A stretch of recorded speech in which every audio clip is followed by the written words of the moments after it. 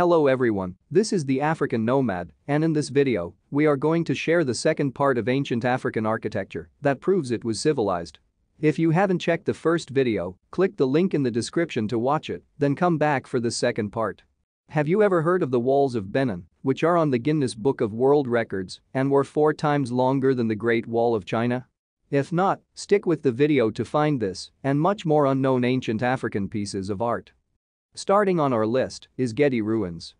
Located north of Mombasa, just outside of the town of Malindi and buried deep in a lush forest, this town traces its origin in the 12th century but was rebuilt with new town walls in the 15th and 16th centuries.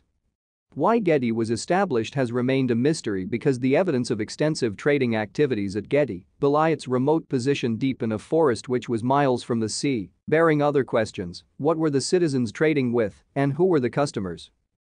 Along with other East African coastal settlements, these ruins are the relics of the Arab African settlements which were built by the Swahili people. The town planners clearly knew what they were doing, as the city was carefully arranged. It had water wells, advanced sanitation and drainage systems, as well as flush toilets.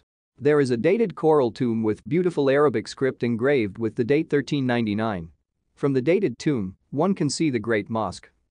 A spectacular 50 meters deep well, known as the Well of the Great Mosque, which must have been used for ablutions, is still distinguishable. On the other side of the mosque stands the octagonal pillar tomb of the Emir priest. Further into the forest, one can see the 15th century palace where the king held court and addressed women with marital problems. Chambers which had no windows or doors are believed to have been used by the noblemen to store their gold and jewels. The only way to gain entrance was through a secret door from the roof. Gedi's eventual abandonment is believed to be as a result of a number of factors. Namely, raids by the Congo tribes known as Wazimba along the East African coast in 1593 and movement of the Sheikh of Malindi further south to settle in Mombasa around the same time. Together with all that, the collapse of Gedi was ensured by the overhanging threat of the Gala, a hostile nomadic tribe from Somalia. Correcting the assumption that Africa was far behind the rest of the world before colonialism, Gedi was a cosmopolitan urban setting, and archaeologists have found Ming Chinese vases, Venetian glass as well as other artifacts from all over the world. Next on our list are the castles of Gander. Nicknamed the Camelot of Africa, Gander sat prominently as the rich and powerful capital of Ethiopia from 1636 to the 18th century. Known for its remarkable collection of crumbling castles, fortifications and 17th century churches, this place was established by King Fasilides and has since been named a UNESCO World Heritage Site. In the center of the town lies one of Ethiopia's most famous churches, where the walls are painted with vivid depictions of biblical events and the roof above covered in the faces of angels. The Church of Debre Herhin Selassie contains some of the finest religious art in Ethiopia. Incredibly vibrant and evocative images are laid out in a comic strip style, depicting the stories of saints and martyrs. The architectural style of these stone buildings displays a prominent connection to the Aksumite Empire's palaces and the mosques of South Arabia. Only a few of the 44 churches that existed in Gander in the 18th century survived, but the city is still an important center of the Ethiopian Orthodox Church. Next, we have the Great Wall of Benin. With a circumference of about 16.8 kilometers, the wall was built in 1010 AD in the Kingdom of Benin and are thought to have been 4 times longer than the Great Wall of China, with a length of over 16,000 kilometers and consumed 100 times more material than the Great Pyramid of Cheops. The Guinness Book of Records, 1974 edition, described the walls of Benin City and its surrounding kingdom as the world's largest earthworks carried out prior to the mechanical era. It was one of the first cities to have a semblance of street lighting with huge metal lamps, many feet high, built and placed around the city. The walls survived despite damage from British forces in 1897, although portions of the walls are gradually vanishing as the modern world encroaches on them. However, significant structures remain, with architecture and red earth shrines being the highlights. Benin City is perhaps best known for a group of artifacts collectively known as the Benin Bronzes.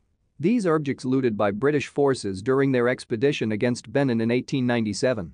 Whilst a large number of these artifacts ended up in the British Museum, others were dispersed amongst museums in the West. Coming at number 2 are the Forgotten Pyramids of Nubia. More than 200 kilometers from the Sudanese capital Khartoum, the remains of an ancient city rise from the arid terrain, lie within an area with multiple sand dunes where the secluded pyramids seem to have been forgotten by the modern world. Far less well known by either archaeologists or the public than their Egyptian counterparts, these pyramids rise in close-knit clusters at once grand sites like El Kuru, Gebel Barkal, and Meroe. More than 200 pyramids, primarily dating from 300 BC to AD 350, mark the tombs of royalty of the Kingdom of Kush, which ruled Nubia for centuries. The Nubian pyramids differ from Egyptian ones because they are smaller, with their sides measuring 20 to 90 feet, compared to the Great Pyramids, which measure 756 feet with much steeper sides, and most were built 2,000 years after those at Giza. It was also discovered that there was no burial chambers, as would be expected in Egypt. The burial chamber was actually underneath the pyramid, so the Nubian pyramids, rather than being tombs, were really enormous headstones that were very close together and carefully aligned with certain stars. The pyramids had solid sides with a fill center, a very practical form of pyramid construction also used in Mesoamerica. In contrast, scientists have recently discovered how the Egyptian pyramids were built using wet sand. Around 1000 BCE, after the fall of the 24th Egyptian dynasty, the Nubian kingdom of Kush arose as the leading power in the Middle Nile region. The Kushite kings took over and ruled much of Egypt from 712 to 657 BCE. At present times, sandstorms and shifting sand dunes pose the greatest threat to Sudan's ancient heritage sites. This phenomenon has been happening for a long time now and was even chronicled thousands of years ago through an inscription found in a temple from the 5th century BC, depicting a Kushite king giving an order to clear out sand from the pathway.